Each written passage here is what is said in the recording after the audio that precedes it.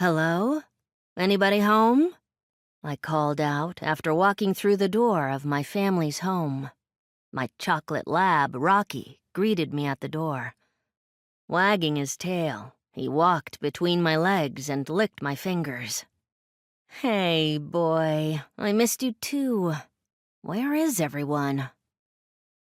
As an only child, life could get lonely around here.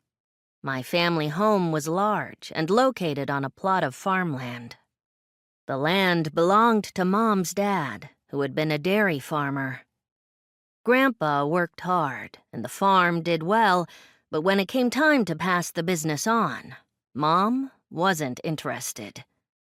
Grandpa was desperate, but she was not into farming.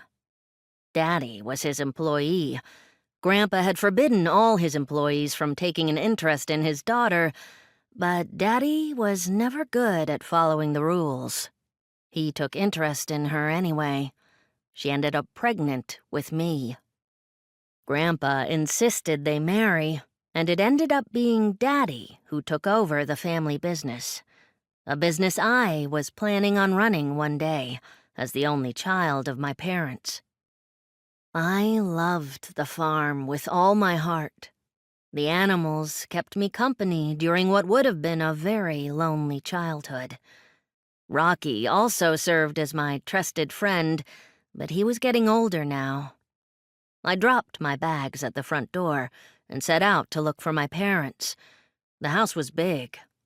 I came home for Thanksgiving since I hadn't seen them in a couple of months, and they knew to expect me this afternoon.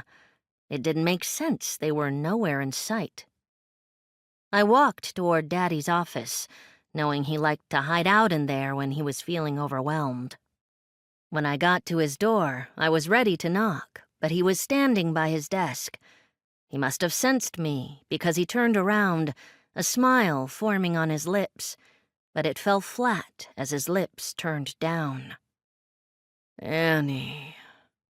He said my name on a sigh, like he was filled with relief and grief all at once, and my stomach dipped, knowing something was very wrong.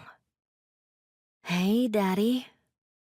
I walked deeper into his office to see Mom, and my stomach dropped as I stared at my high school boyfriend, Ford.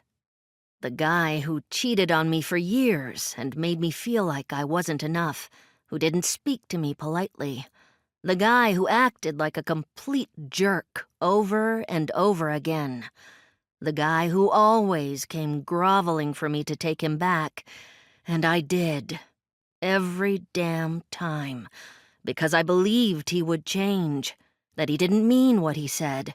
He drank too much and made mistakes, and he was sorry. I put up with so much it made my stomach sour.